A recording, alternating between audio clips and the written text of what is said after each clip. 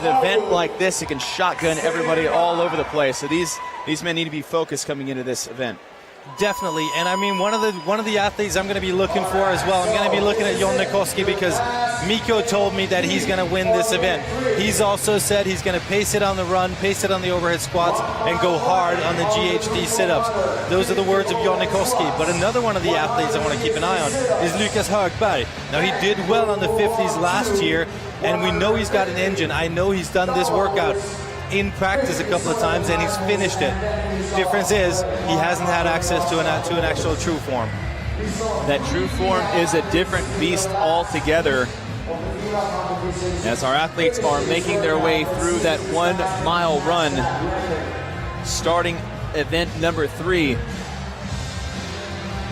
And one of the athletes who has had access or got access a couple of weeks ago to the true form is Phil Hesketh. Now, we know that he's a big boy. He's got an engine on him. He can move the weight around really, really well. He's solid in his technique as well. So it's going to be interesting to see how he does on this when he hasn't done the entire workout. But I quote him by saying, I'm going to keep moving and keep my rests short. Jonne Koski, your leader after day number 1 in lane 5 in the Sisu t-shirt, red shorts. Next to him, Gudmundsson in lane number 6. And Björgvin is one of these athletes, Björgvin Gudmundsson is one of these athletes who may do really, really well in this workout as well. Once again, technically very, very sound. We know he's got a good engine on him as well, and he likes to chase people. Gudmundsson last year in the 50s chipper during the European Regional was 3rd overall, just behind Koski and Högberg. So your top 3 men coming out of the European Regional last year in this event happen to also be the same 3 representing the European Regional at the CrossFit Games. It's funny how that worked out. Now, they did really, really well last year. It was a good showing by these gentlemen, and I'm looking forward to seeing them perform in this. I mean, it looks like they're going to have a great event.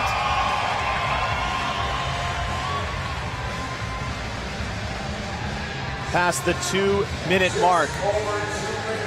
And in the picture, we've got Philip Fisker-Yang. He's got to be looking forward to a little bit later today. He put up the heaviest snatch last year, and he absolutely annihilated the handstand walk.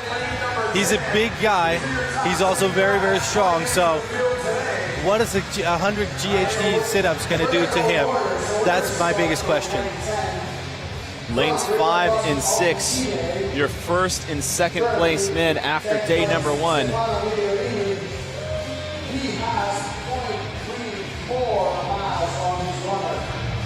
Sitting in that place right now, lane number 1 on a CrossFit path, Alec Harwood, clicking over 0.39 on that 2-4 runner. Past the 3-minute mark, Lukas Högberg in lane number 9, your 50s chipper winner from last year. Now, you know that Lukas Högberg last year said that after day 1 where he had a couple of outings he wasn't happy with, that he was going to censor it out, bring it, and he sure did. And I know that he wasn't quite happy with where he was sitting after yesterday.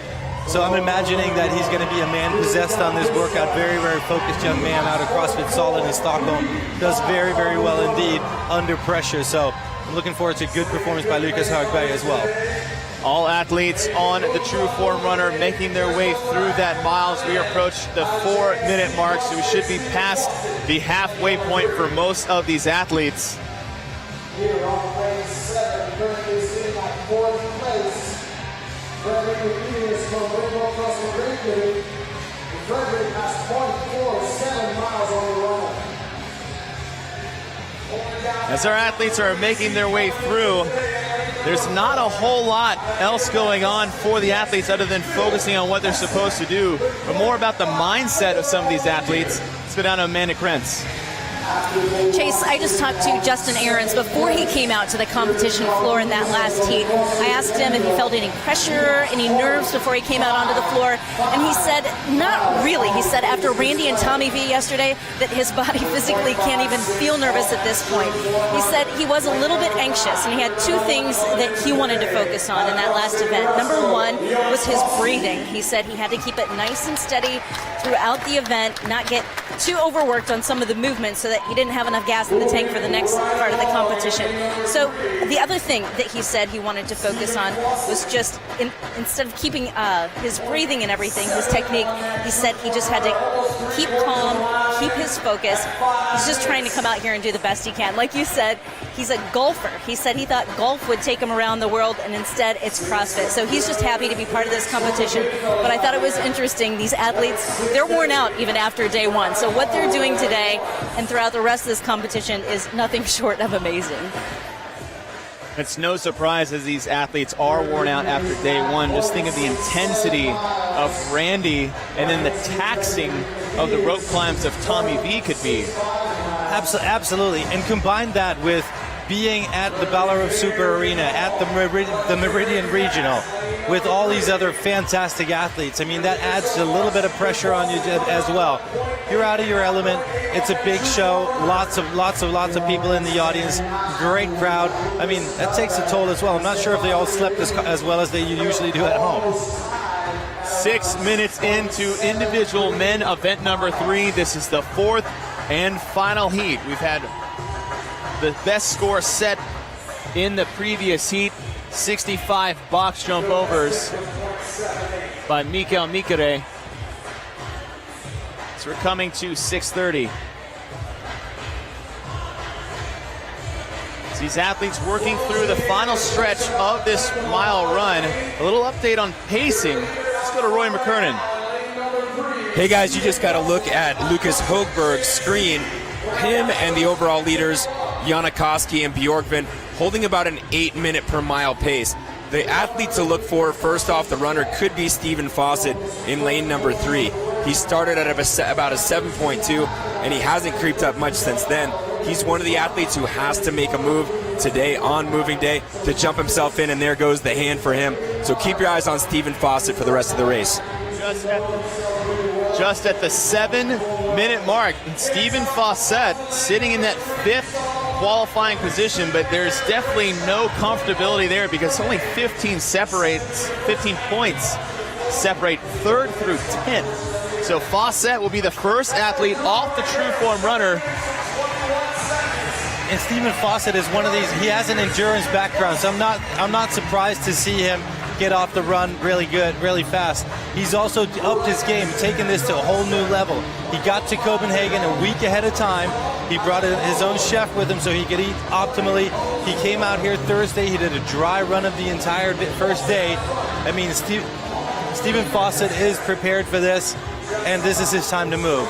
Fawcett, the lone athlete on the overhead squats. He has about 5 repetitions in. And in lane 1, Alec Harwood will step forward to join him. And for Alec Harwood, it's really a family affair as he's competing at the regionals as an individual athlete. He was a team's athlete before.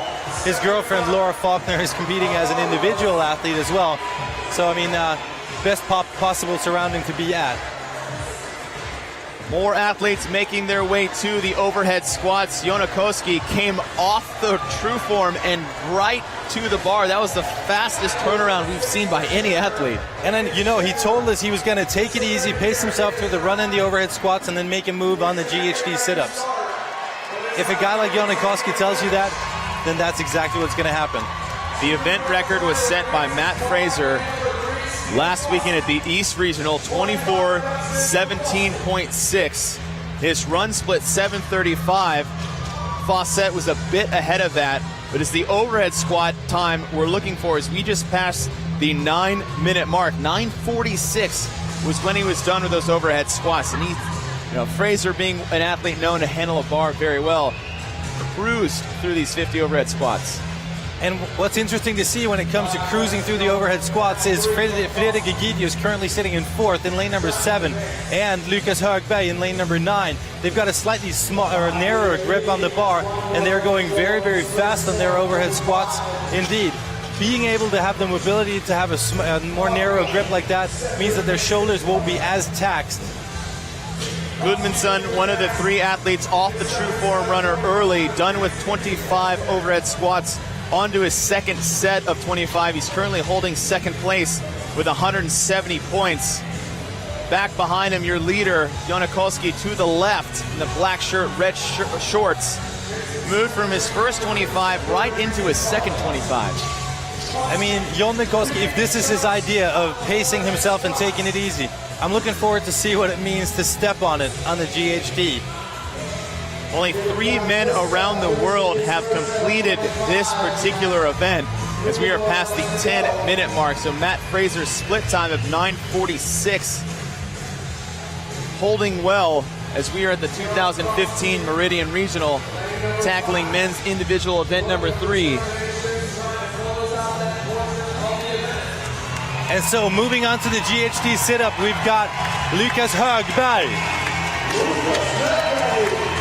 Lukas, who won the 50s chipper last year at the European Regional. And next to him, Fredrik Egidius. Those were the 2 gentlemen who had the slightly narrower grip on the bar on the overhead squats. And then now we've got Stephen Fawcett in lane number 3. He also makes it onto the GHD.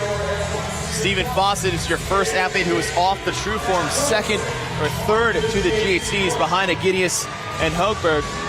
Egidius in lane 7 on the far right was one of the slower ones off the true form, but like you said, with that narrow grip, a bit more stable for him. He moved through those 50 overhead squats well. And he's a good mover altogether, so I'm not surprised to see him do very, very, very well on the overhead squats. He's also a strong guy, so 135 is not going to be an issue for him. Lane number 9, Lukas Högberg, was first to the GHDs. Just a steady, consistent pace once he was off that true form. And Lukas Högberg is one of these athletes who's just developed and developed. His first outing at regionals kind of it left him in the hospital actually from the dumbbell snatch workout. He was trying to catch up with Mikko Salo and Lacey Kovac at the time, and he absolutely floored it with a passion. And he did really well, got to goal, finished it up, but then had to go to the hospital with something we're not really sure what the condition was. I think he was just exhausted, but he has that capacity to push that far. He came back the next year, made it to the games, represented Europe at the Invitational. Amazing athlete, and here he is. Högberg in lane number 9, keeping pace. Björgvin Gudmundsson, second overall after 2 events coming into day 2.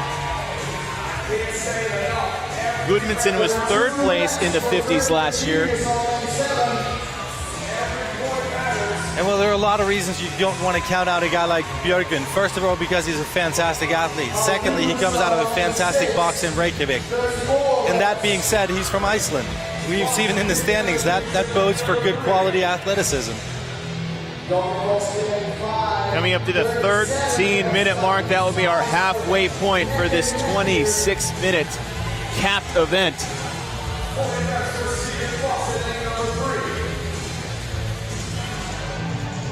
Now in lane number 4, Phil Hesketh, a bigger athlete again. He's going pretty fast on these, which is impressive because, like we talked about before early in the show, if you're a bigger athlete, you're going to have to navigate a heavier load on this. It's not necessarily a gracious thing to do, but Phil Hesketh having none of that, he's just going for it. Hesketh sitting in 3rd overall coming into today. The event record set, Matt Fraser, 24:17.6. His time split off the GHDs.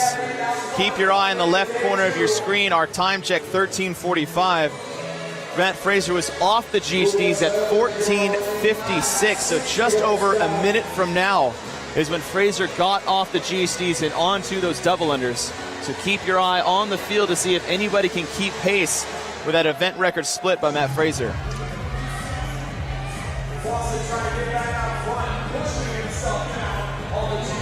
It's important for Högberg. He came in to today in 8th. 8th, who's sitting with 140 points. 5th place is only 145 points. We're talking one position above these other athletes can put them back into that 5th qualifying position. That's how tight this race is so far. Exactly. Anything can happen, and these athletes are well aware of what it is they have to do. It's a little bit harder to keep track of what the other athletes are doing in this heat. So they just got to stick to their plan and then put the hammer down. So Jonne is already at 75 repetitions. He said he was going to go for it on the GHDs. It's going to be interesting to see how that squares off against Lukas Högberg. Now, Jonne and Lukas Högberg have actually worked out in Finland with Mikko a lot, so these two athletes are very well aware of each other's capacities. After 3 events, no male athlete has finished event number 3 at the Meridian Regional. It's all athletes working through their GHD sit-ups. Högberg was first to the GHD sit-ups out of the overhead squats.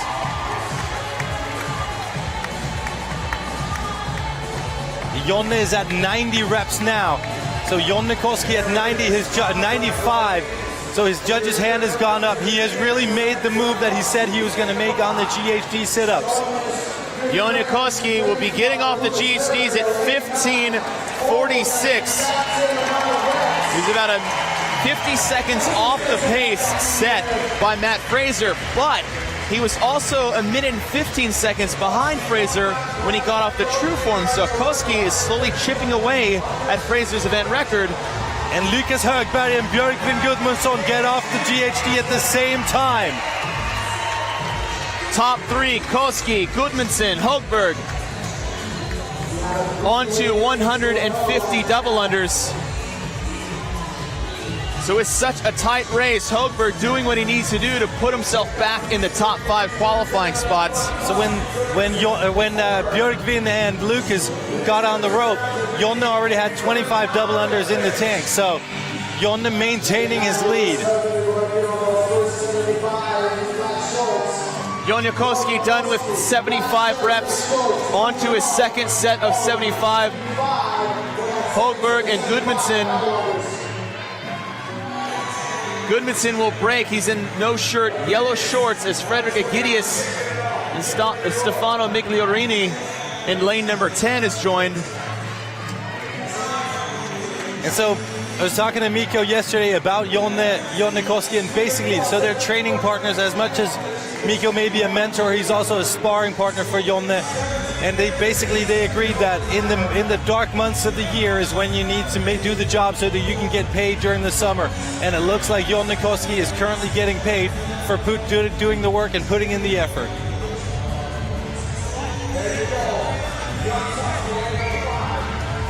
Koski is done with 150 double unders. Moving on to the high pulls. Koski still about 45 seconds off event record pace set by Matt Fraser. They're about 17:45, approaching 18 minutes. Well, about 8 more minutes until we reach that 26-minute cap as Högberg is on to the sumo deadlift high pulls. We're thinking event record split. 19:52 is the split we're looking for, so 2 minutes from now.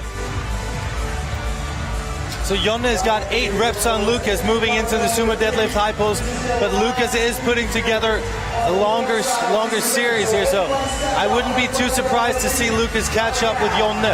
Your top 2 in event 3, heat number 4, Koski in lane 5 on the left side of your screen. Högberg in lane 9 on the right side of your screen, as Gudmundsson in lane 6 just joins on the sumo deadlift high pull. He's about 15-20 reps behind Koski. And now Fredrik Agidius also makes his way onto the sumo deadlift high pulls. Currently sitting in 4th before this event. And he's looking to make a move.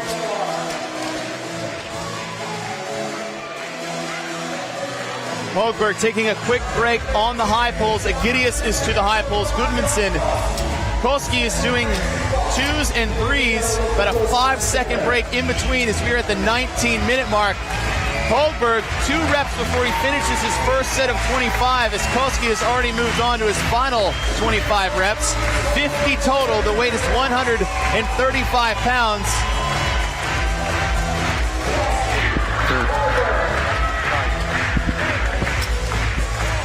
And what's interesting to see here is how Lukas is still stringing together multiple reps. Stefano Migliorini in lane number 10 also making short work of these. Stefano Migliorini also made his push for the effort, or for this heat on the GHDs, same as Jonne Koski. But the man of the hour right now is Jonne Koski. However, it looks like Lukas is the leader now. Koski on the right side of your screen, working through his final 25 high pulls. Lukas Högberg in lane 9 on the left side of your screen, no shirt, black shorts, doing more sets, so he needs to make sure that his rest period isn't too long. He really needs to keep an eye on Jonne Koski if he wants to make a move right now. Past the 20-minute mark, 6 minutes remaining. We are past the event record pace set by Matt Fraser. Matt Fraser was done in 1952. And Lukas was looking to make a good effort here. He wasn't happy with his position coming into this heat. He did do the workout in practice, and as we said, he finished it. However, this is different. It's a different set of referees. It's a true run, and it's a completely different setting altogether. Your top two, Jonne Koski, center. And Lukas Högberg has got 4 more reps to go before he's done with this. Högberg moving in front of Koski. Koski with 5 more reps to go. So the race is going to be won on the box jump overs with 5 more minutes remaining. We've only had 3 men finish this event around the world. And with 5 more minutes, we could have a possible 2 men finish out of this regional alone. It would be amazing. Lukas Högberg makes it onto the box jump overs. Jonne Koski finishes off his. Now Lukas Högberg has got 4 or 5 reps on the box before Jonne Koski made it over. Last year at the European Regional, your first place finisher in the 50s was in lane 9, Lukas Högberg. Your second place finisher was in lane 5, Jonne Koski. These were your top 2 in that event. Now we have both men back here in 2015 battling it out on these 100 box jump overs, trying to chase down the record set by Matt Fraser, 24:17.6. And it's currently a tie between Jonne Koski and Lukas Högberg on the box jump overs, which means that Jonne has caught up with the 5 reps that Lukas had on him as he got in. Jonne Koski, 5 reps remaining. You see Jonne Koski looking over, just wanting to be 1 rep ahead of Lukas. Now Björgvin makes it onto the box jump overs as well. And these guys are exhausted. Jonne Koski done with 20 reps, moving ahead of Lukas Högberg. His pace a bit quicker as Fredrik Agidius gets to the box jump overs. So 4 men working through 100 box jump overs as we have 3.5 minutes until that 26-minute time cap. So Jonne Koski has 4 reps on Lukas Högberg right now. That's 9 reps altogether before they came in. Högberg on the right side of your screen having some difficulties as these box jumps wear on, but Jonne Koski back into the lead, your overall leader after 2 events, as he has 3 more minutes remaining to see if he can be the 4th male athlete to finish this event around the world, as he has 36 reps in. And you see that Lukas Högberg has a slightly different technique coming over the box than Jonne Koski. That is perfectly okay. All they have to do is get over the box. It's a box jump over. There's no need to stand up and extend your knees and hips the way you would in a normal box jump. Jonne Koski moving ahead yet again. He has about a 6 to 7 rep lead on Lukas Högberg, as he is about 45 reps in. Jonne Koski on the left side of your screen. Högberg on the right, he's done with 40. As Gudmundsson and Agidius trying to keep pace. And so Jonne has got 7 more reps than Lukas right now. Lukas is starting to find his stride, and when Lukas finds his stride, he is a tough customer to compete with. Jonne Koski on the other hand has his game plan, sticks to it. Impressive that battle for 3rd place right now between Björgvin and Fredrik Egidius. Jonne Koski's cycle time on the left side for his box overs, just slightly quicker than Högberg, but Högberg, with that technique of landing and stepping off the box, could save him just enough as we have 1 minute and 45 seconds left. Jonne Koski is 40 reps away from possibly finishing this event. And Lukas Högberg has another 3 reps before he gets to advance his box. Jonne Koski on the right side of your screen, black shirt, red shorts. Lukas Högberg in lane 9, no shirt, black shorts. Gudmundsson on the right in the yellow shorts, currently holding on to 3rd place in this heat. But Fredrik Egidius is about 4 reps behind. But Jonne Koski, as we are 1 minute and 15 seconds away from that cap, is 25 reps away from maybe being the 4th man to finish event number 3. And it's impressive to watch him, how it seems like he gets faster and faster, Jonne Koski. As he moves, he's got 20 more reps to go. 1 minute left. Jonne Koski is going to have to pick up the pace just a bit. If Jonne Koski is looking to finish event number 3, 45 seconds. There is a 26-minute time cap on this event. Gudmundsson moving into his final 40, but Högberg on the right is working up to 77. But Jonne Koski, your lone leader in the front. 2 event wins coming out of day 1. 30 seconds away from his 3rd event win. 4 reps to go. Jonne Koski, 3 more reps remaining. Amazing effort here by Jonne Koski. And Jonne Koski will be the 4th man in the world to finish men's individual event number 3. 5 seconds to go. Lukas Högberg holding on to 2nd. Gudmundsson, Egidius going back and forth. But after 3 events, the same name rings true on top. Jonne Koski. And so the training partners, Jonne Koski and Lukas Högberg, battling it out for the victory in this. Jonne Koski said he was going to win it. Lukas Högberg was so close. He did get a little bit tangled up. And now here we've got Jonne. As he said, he was pacing himself on the run and doing a stellar effort, but also pacing himself on the overhead squats. For him, it was all about making the move on the GHD sit-ups, methodically stringing together big sets on the GHD, taking it easy on the double unders, maintaining the lead he had coming onto the rope. And then once we got to the sumo deadlift high pulls, he was stringing together sets and keeping his rest short. But it was all about the box jumps, a consistent, fast pace, a lateral jump onto the box, and it secured him a finish of the entire workout.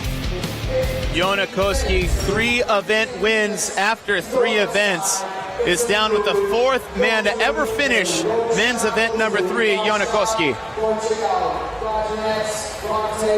Jonne, talk to me about the GHD sit-ups. That's where you took the lead. Did you ever take a break? No. The goal was to go, keep on moving all the time, keep a steady base on the GHDs. And I've tried it 2 times and it seems to be working. So you did all 100 of them unbroken today? Yeah, I guess you can say so. Very impressive. How much was Lukas pushing you there toward the end? A lot. I don't think I could have made it without him. It's the time cap. So you're training partners, but also very competitive? Yeah, that's the fun part of our friendship. Can be really good friends and competitors at the same time. It's really fun. And what are you thinking about now going into the final events of the day? Pretty comfortable. Like I said, I can take the snatch a little bit more safe now and try to hit PRs only at the 2nd attempt. We look forward to watching you. Yeah, thank you very much. Appreciate it.